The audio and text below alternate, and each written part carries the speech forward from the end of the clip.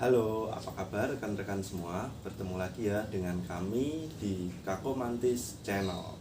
Oke, langsung saja ya. Di kesempatan tayangan ini kami ingin sedikit bermonolog mengenai nikmatnya mengintip satwa liar dan kehidupannya di sekitar tempat tinggal kita. Loh, kok mengintip sih? Oke, yuk simak tayangan ini ya dari awal sampai akhir hanya di Kako Mantis Channel. Ngomong-ngomong tentang satwa liar, pasti rekan-rekan semua banyak yang membayangkan hutan, kemudian padang sabana, kemudian taman nasional, cagar alam, suaka marga satwa, dan bahkan mungkin taman safari atau kebun binatang. Eits, tunggu dulu. Di sekitar kita, sekitar tempat tinggal kita juga ada satwa liar loh. Bahkan keberadaan satwa liar di sekitar pemukiman atau tempat tinggal kita ini sangat penting sekali bagi lingkungan hidup di sekitar kita tinggal. Eits, tahan dulu ya. Satwa liar yang hidup di sekitar tempat kita tinggal yang dimaksud di tayangan ini bukanlah satwa liar ilegal atau yang sengaja dipelihara untuk kesenangan oleh orang-orang bodoh dan tidak bertanggung jawab. Satwa liar yang kami maksud di tayangan ini adalah satwa liar yang memang hidup di habitat aslinya. Dan kebetulan habitatnya itu bersinggungan dengan habitat kita atau habitat manusia ya, atau kehidupan manusia. Dan satwa liar yang dimaksud ini sangat penting keberadaannya bagi lingkungan hidup di sekitar kita dan merupakan indikator kesehatan lingkungan. Oke, apakah rekan-rekan semua sudah bisa menebak satwa liar tersebut? Ya, benar. Satwa liar yang kami maksud adalah burung liar dan serangga. Serangganya terutama adalah capung dan kupu-kupu. Tapi yang akan diulas di monolog podcast kali ini atau di tayangan kali ini adalah satwa liar burung liar. Satwa liar berupa burung liar yang hidup di sekitar tempat tinggal kita atau tempat tinggal manusia. Oke, satwa burung adalah satwa yang penyebarannya itu tergolong merata ya di seluruh permukaan planet bumi ini. Baik itu dari Arktika sampai Antartika, dari gunung sampai pantai, dari hutan primer sampai ke pemukiman manusia bahkan perkotaan, dari padang savana sampai ke perkebunan atau persawahan. Nah, meskipun penyebarannya ini merata ya di seluruh permukaan planet bumi ini, tetapi sejumlah besar spesies burung saat ini tengah menghadapi ancaman kepunahan. Kepunahan satwa burung tersebut lebih banyak disebabkan oleh aktivitas manusia, baik itu perburuan untuk diambil suatu bagian tubuhnya, misalnya ya rangkong, banyak diburu untuk diambil rangkong badak, diambil paruh dan culanya. Dia ada culanya ya, rangkong badak. Atau perburuan karena keegoisan manusia yang memburunya atau menangkapnya untuk dipindah, dikandangkan dan menjadikan mereka sebagai hobi atau kesenangan manusia belaka. Dan menurut kami kondisi-kondisi seperti ini itu sangat miris ya dan sangat mengerikan. Nah, oke, ancaman kepunahan atau ancaman hilangnya spesies burung menurut kami itu lebih terasa pada burung-burung yang hidup di luar area atau di luar wilayah konservasi. Ya, meskipun burung yang hidup di dalam area atau wilayah konservasi itu juga mengalami ancaman hilangnya spesies atau kepunahan spesies. Nah, area konservasi yang dimaksud dalam tayangan ini dan dalam konteks hukum di Indonesia adalah, diantaranya adalah Taman Nasional, Suaka Marga Satwa, Cagar Alam, dan Taman Hutan Raya. Oke, baik, sebenarnya saat ini memang yang mengalami ancaman hilangnya spesies dan ancaman kepunahan memang semua satwa liar ya, baik itu satwa burung maupun satwa liar lain yang hidup di dalam area atau wilayah konservasi dan juga di luar area konservasi. Dan faktor terbesar yang menyebabkan itu semua adalah aktivitas atau ulah manusia, yaitu jika itu di wilayah konservasi, maka lambat laun wilayah konservasi itu areanya semakin menyempit. Kerusakan atau degradasi atau fragmentasi habitat itu saat ini semakin nyata dan semakin terasa. Dan juga keegoisan manusia ketika mereka kong kali kong untuk menangkapi atau memburu satwa liar itu di area konservasi. Dan juga yang terjadi atau sebaliknya yang terjadi di luar area konservasi itu sangat-sangat mengerikan. Bahkan jika di wilayah konservasi itu mungkin masih ada yang masih ada ranger ya, atau polisi hutan ibaratnya, atau yang menjaga, atau lembaga yang menjaganya, atau institusi yang menjaganya. Tetapi ketika satwa liar itu hidup di luar area konservasi, ya institusi yang menjaganya itu tidak tidak sebanyak, atau kekuatannya itu tidak sekuat yang ada di area konservasi. Dan ini sangat-sangat menjadi ancaman bagi satwa liar yang memang hidup di luar area konservasi. Sedangkan satwa liar itu definisi dalam Undang-Undang Nomor 5 Tahun 1990 ya, itu kan satwa liar itu yang hidup bebas. Jadi hidup bebas itu menurut kami itu mereka bisa di dalam wilayah konservasi dan juga di luar wilayah konservasi. Dan di luar wilayah konservasi ini harus menjadi kepedulian kita bersama.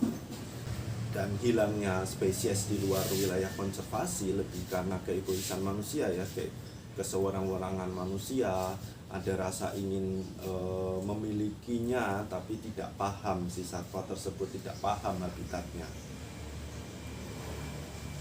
Dan akhirnya ya saat ini terjadi ketidakseimbangan dan ancaman kehilangan spesies yang sangat-sangat nyata dan sangat-sangat terasa. Oke, melalui tayangan ini dan juga gerakan kami ya, yang rekan-rekan bisa melihatnya ya mungkin di tayangan ini, di YouTube channel ini, kemudian di Instagram kami, di Twitter, dan juga di blog WordPress ya. Kami ingin mengajak rekan-rekan semuanya ya untuk lebih menaruh kepedulian pada kelestarian satwa liar, terutama yang ada di luar wilayah konservasi ya. Ini harus menjadi kepedulian kita bersama. Dan melalui Kakomantis channel ini kami ingin mengajak rekan-rekan untuk lebih menaruh kepedulian rekan-rekan semua pada kelestarian burung liar, terutama adalah burung liar di luar wilayah konservasi atau di luar area konservasi. Peduli dan kepedulian, dua kata itu saja dulu. Karena peduli adalah kata yang menjadi dasar gerakan kita untuk menyelamatkan kelestarian biodiversitas atau kelestarian keanekaragaman hayati yang masih tersisa ya di planet bumi ini dan diambang kepunahan besar. Habitat di luar area konservasi atau habitat satwa di luar wilayah konservasi menurut kami sangat-sangat penting ya untuk kita pedulikan dan untuk kita jaga bersama. Karena satwa liar yang hidup di luar area konservasi atau wilayah konservasi sangat rentan terhadap ancaman kehilangan spesies dan ancaman kepunahan. Dan tentunya banyak yang masih belum peduli pada keberadaan mereka. Oke, kami mengajak rekan-rekan semua untuk menaruh kepedulian yang lebih ya terhadap kelestarian satwa liar apapun di luar area konservasi. Nah, jika bukan rekan-rekan, siapa lagi yang akan peduli pada keberadaan mereka? Dan oke ya, di tayangan kali ini atau di monolog podcast kali ini, kami ingin mengajak rekan-rekan semuanya untuk beraktivitas atau berkegiatan atau bergerak yang merupakan salah satu bagian terkecil bentuk kepedulian terhadap keberadaan satwa liar, terutama adalah burung liar di luar area konservasi ya. Dan karena burung liar itu juga merupakan indikator kesehatan lingkungan hidup. Nah, kegiatan apa itu, atau aktivitas apa itu, atau gerakan apa itu? Rekan-rekan bisa menebaknya kah? Ya betul, kegiatan ini bernama bird watching atau pengamatan burung, atau lebih gampangnya adalah mengintip burung liar di habitatnya atau mengamati burung liar di habitatnya, bukan mengamati burung di dalam sangkar ya. Kalau yang seperti ini ya, yang memelihara burung di dalam sangkar, jika itu adalah burung-burung tangkapan dari alam, maka itu adalah eksploitasi terhadap satwa liar. Dan yang melakukan seperti ini adalah orang-orang bodoh. Oke, jangan ditiru ya, jangan ditiru menangkapi burung dari alam atau menangkap burung dari alam terus dikandangkan dan hanya untuk kesenangan. Itu namanya bodoh. Orang-orang yang seperti itu bodoh. Oke, kembali lagi ya ke tema kali ini. Birdwatching atau pengamatan burung itu dapat dilakukan oleh siapa saja dan di mana saja. Karena satwa burung itu tadi ya tersebar di seluruh permukaan planet bumi ini. Nah, kegiatan birdwatching atau pengamatan burung ini bisa dibilang sebagai kegiatan yang green atau hijau ya. Di sekitar tempat tinggal kita pasti ada. Jika kita tinggal di perumahan yang ada di tengah kota dan di tempat tersebut tidak ada pohon atau tidak ada vegetasi sama sekali, kemungkinan burung liar yang masih bisa hidup di tempat tersebut adalah biasanya itu ya setidaknya lah burung gereja ya, atau nama ilmiahnya Passer montanus, dan mungkin burung cucak kutilang ya, atau Picnonotus aurigaster. Mungkin itu sih, dan mungkin beberapa burung bondol ya, seperti bondol Jawa atau bondol Peking mungkin ya, mungkin. Nah, kemudian jika kita agak ke tempat ya, atau sekitar tempat tinggal kita yang di situ ada vegetasinya, ada tanaman, ada pohon, ada semak misalnya, maka kita bisa menjumpai beberapa jenis burung liar. Nah, apa saja sih yang diperlukan atau perlengkapan teknis dalam melakukan birdwatching ini? Oke, dalam kegiatan pengamatan burung atau birdwatching, sebenarnya kita hanya membutuhkan tubuh kita sendiri, terutama adalah panca indera kita. Terutama adalah mata, telinga, kemudian mungkin hidung ya untuk mencium, dan juga pengetahuan kita akan satwa burung dan juga habitatnya. Nah, panca indera sudah melekat ada di tubuh kita. Sedangkan pengetahuan akan satwa burung dan juga habitatnya dan juga konservasinya dapat kita peroleh dari membaca buku panduan lapang, seperti ini. Kemudian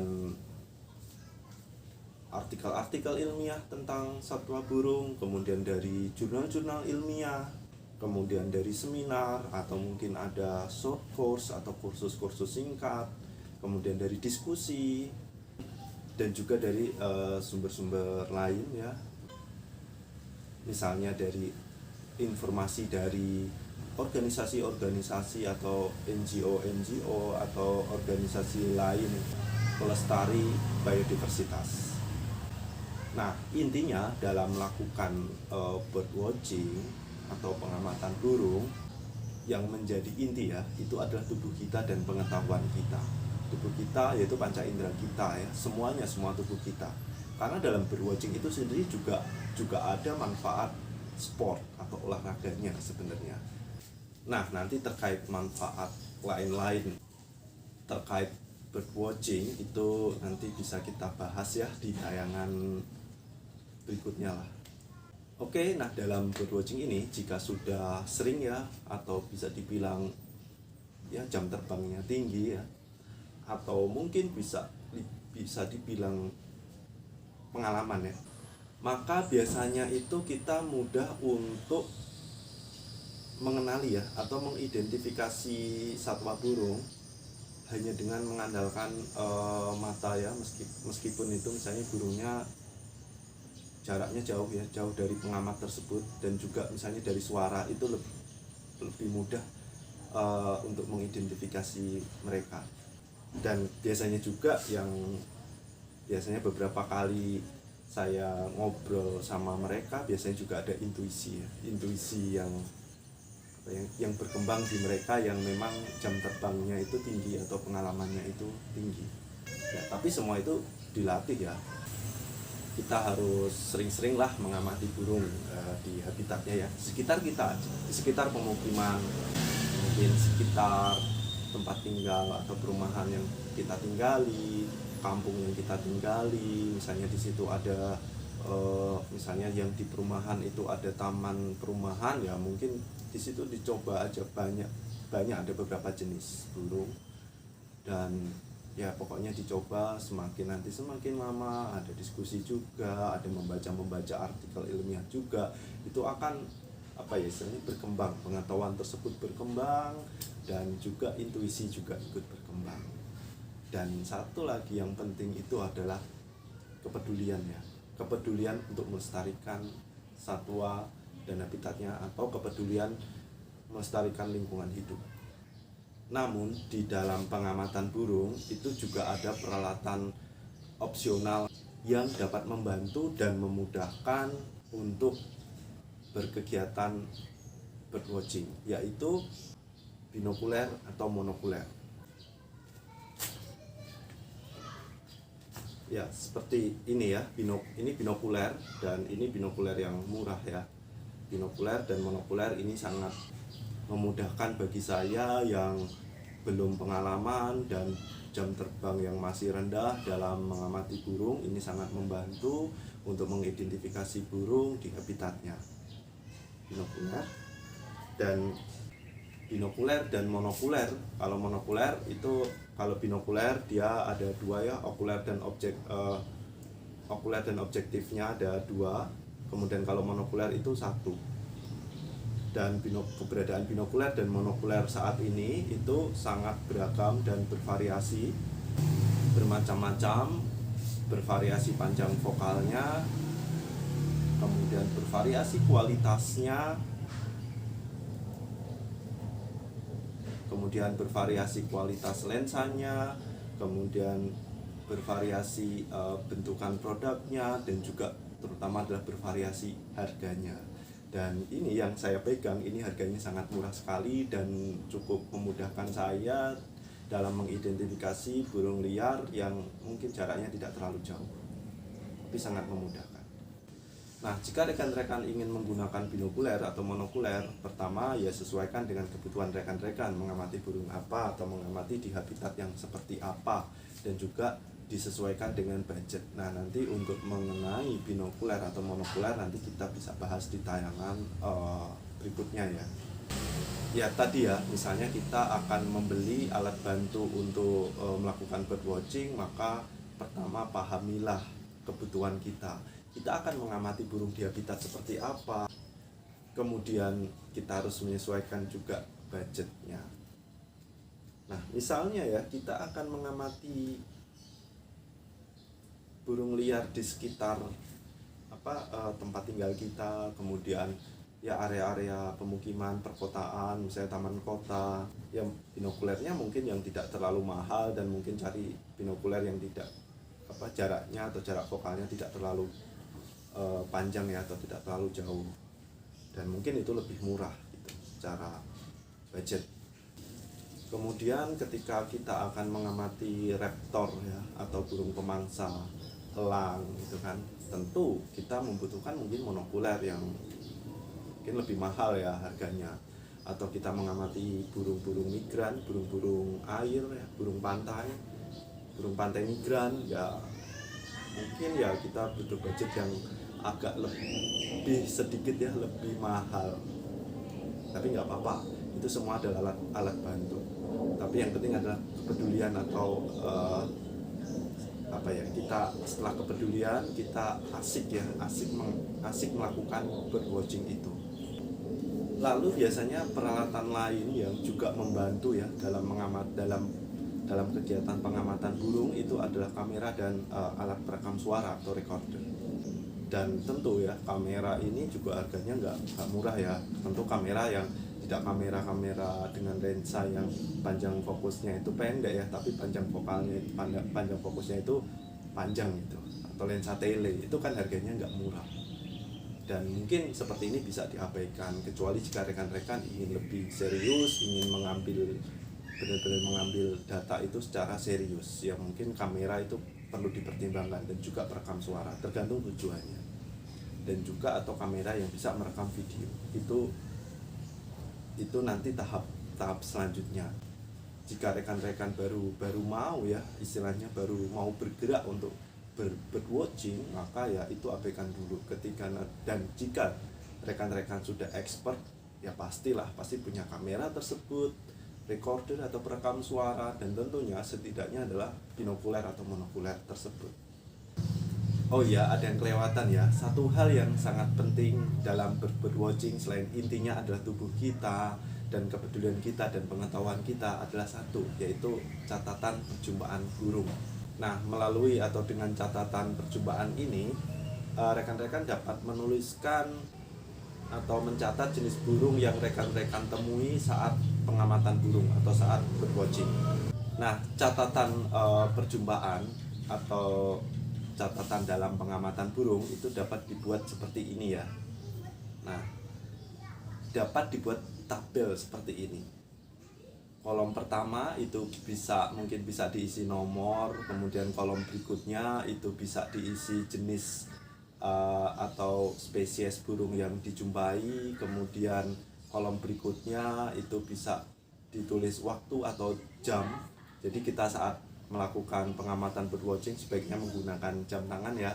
Jadi kita bisa mencatat perjumpaan burung tersebut di jam berapa gitu. Dan kolom ini ya bisa diisi di kolom ini, kolom waktu atau jam. Kemudian kolom berikutnya bisa diisi jumlah burung yang diamati, jumlah yang dijumpai. Kemudian kolom berikutnya dapat diisikan aktivitas burung yang saat itu dijumpai. Misalnya adalah apakah dia bertengger, apakah dia berkicau atau vokalisasi, apakah dia terbang, apakah dia makan, apakah dia kawin, apakah dia meloloh anaknya, dan lain-lain dan sebagainya. Nanti mengenai aktivitas ini kita bahas di tayangan berikutnya ya. Dan kolom berikutnya bisa diisi di tajuk mana burung tersebut dijumpai. Nah, tajuknya seperti ini ya. Ini pembagian tajuknya. Ini menurut kami. Kalau menurut rekan-rekan yang lain punya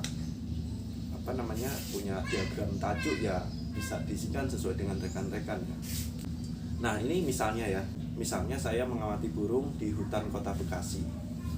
Lalu jam 7, misalnya pengamatan tersebut saya lakukan jam 6 pagi. Kemudian jam saya jalan, tekniknya adalah saya jalan di mengelilingi hutan kota tersebut. Kemudian jam 7 saya menjumpai 2 burung cucak kutilang, maka saya tuliskan yang mungkin nomor 1 perjumpaan pertama ya, burung cucak kutilang, kemudian jam 077 jumlahnya 2 ekor, kemudian aktivitasnya bertengger dan berkicau, dan Kemudian di kolom berikutnya saya isikan di tajuk, misalnya dia bertengger di pohon yang istilahnya tidak terlalu tinggi ya, mungkin di seperti ini atau di seperti ini, mungkin saya isikan tajuk seperti ini ya, sesuai dengan diagram tajuk yang saya buat, yang saya planningkan atau rencanakan. Kemudian jika perlu juga ditambah satu kolom lagi ya, di tanaman apa burung tersebut dijumpai. Ini tentunya jika teman-teman sudah mempunyai ilmu yang mengenai jenis tanaman ya, atau intinya rekan-rekan ketika memiliki pengetahuan mengenai jenis tanaman tersebut ya diisikan saja, ditambahin kolomnya, itu oke, malah lebih bagus, datanya malah lebih bagus. Kemudian misalnya dia makan buah apa, misalnya burung tersebut aktivitasnya makan buah apa, maka bisa juga ditulis di situ, itu lebih bagus lagi. Nah, data pengamatan seperti ini yang kita susun ya, seperti ini saat pengamatan burung, ini sangat bernilai ilmiah, dan data ini sangat penting bagi konservasi.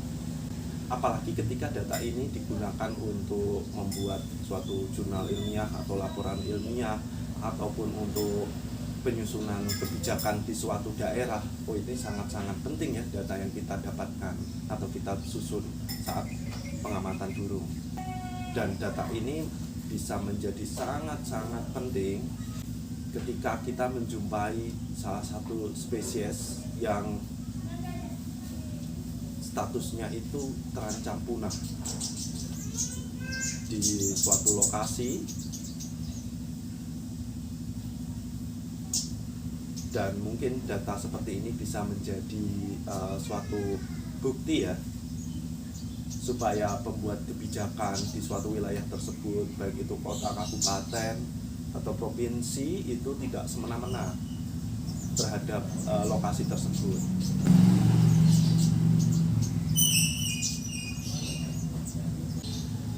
Karena bisa jadi tempat tersebut adalah tempat habitat burung yang statusnya mungkin terancam punah.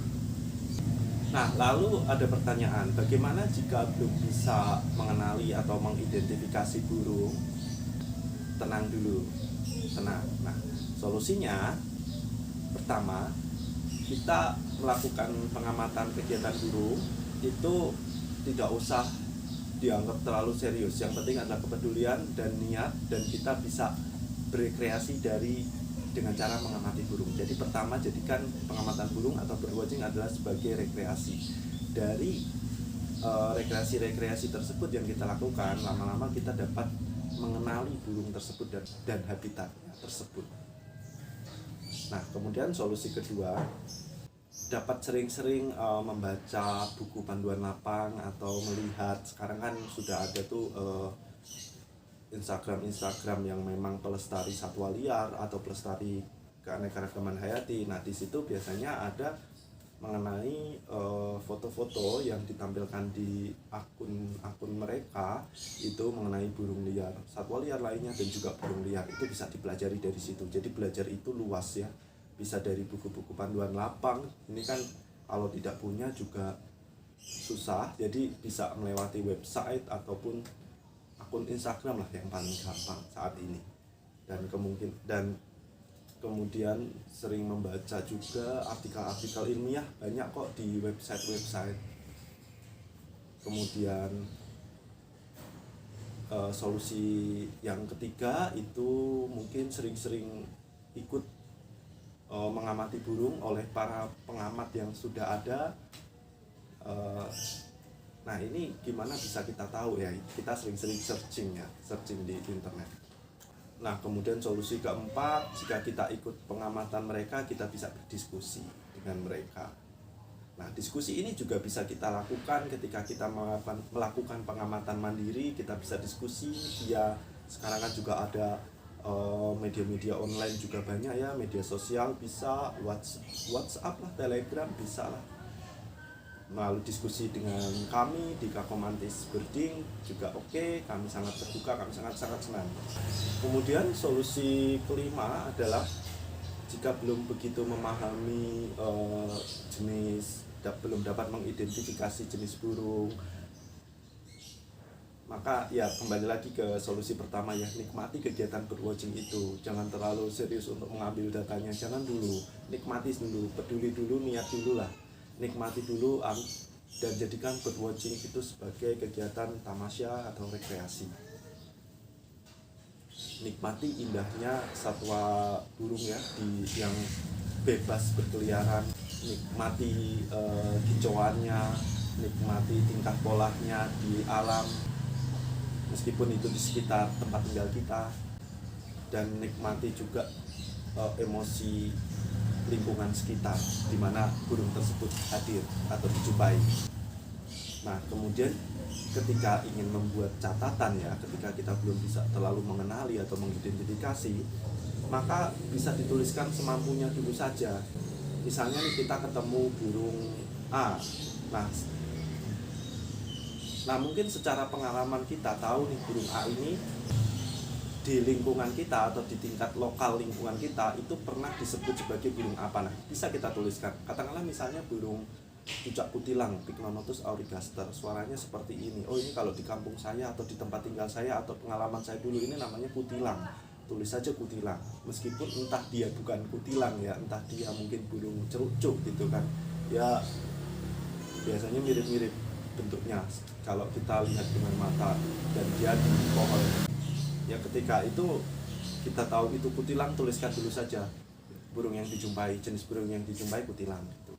Nah, kemudian jika bisa mencatat atau bisa menggambar sketsa itu lebih bagus, dan juga menuliskan suara yang didengar itu lebih bagus. Nah, apapun bentuk catatan rekan-rekan semuanya itu dapat menjadi bahan diskusi dan memiliki nilai ilmiah ya. Data itu menjadi data ilmiah. Oke, jika digarisbawahi, maka inti dari kegiatan birdwatching ini adalah, pertama adalah kepedulian, niat. Kemudian secara teknis kita hanya membutuhkan tubuh kita, diri kita, terutama panca indera kita, pengetahuan kita, dan alat-alat pendukung itu hanyalah opsional. Dan utamanya adalah nikmatilah birdwatching, nikmatilah pengamatan burung. Oke, jika rekan-rekan terutama ya yang tinggal di Bekasi, terutama kota Bekasi ya, yang ingin melakukan pengamatan burung bersama, mungkin bisa menghubungi kami. Silakan berkunjung ke Instagram kami, Twitter kami, ataupun di blog kami ya, burungliar.wordpress.com. Oke ya, sekian dulu mengenai tayangan tentang birdwatching atau pengamatan burung kali ini. Yuk mari kita melakukan pengamatan burung, baik itu mandiri. Secara mandiri kami akan membantu rekan-rekan ya, semampunya kami akan mengerahkan, bisa di akun Instagram, Twitter, atau di blog, dan juga di channel ini. Nah, nantinya kedepannya kami ingin membahas mengenai satu persatu jenis burung yang biasanya kami jumpai ketika melakukan birdwatching di kota Bekasi ini. Pengamatan burung merupakan bentuk kepedulian kita terhadap keberadaan satwa liar yang di luar area konservasi ya, dan kita peduli mereka, dan mereka adalah salah satu dari indikator kesehatan lingkungan. Jika misalnya di sekitar area pemukiman atau area tempat tinggal rekan-rekan semua masih banyak jenis burung yang hadir di situ, dan masih ada beberapa vegetasi yang hadir, misalnya pohon ya, dan burungnya ada beberapa jenis, populasinya juga oke-oke saja, maka sudah dipastikan mungkin pemukiman rekan-rekan lingkungannya masih bisa tergolong sehat. Apalagi di situ ada serangga capung. Oh, bagus, capung. Itu benar-benar indikator terhadap lingkungan, indikator terhadap air. Oke, sekian ya channel atau tayangan kali ini ya. Nantikan tayangan-tayangan dan ikuti tayangan-tayangan kami ya selanjutnya. Pokoknya kami akan membahas mengenai satwa liar, habitatnya, terutama adalah burung liar, dan juga konservasi. Oke, jika berkenan subscribe ya channel ini supaya lebih berkembang ke depannya, dan juga bisa share ke rekan-rekan lainnya ya. Oke, salam lestari.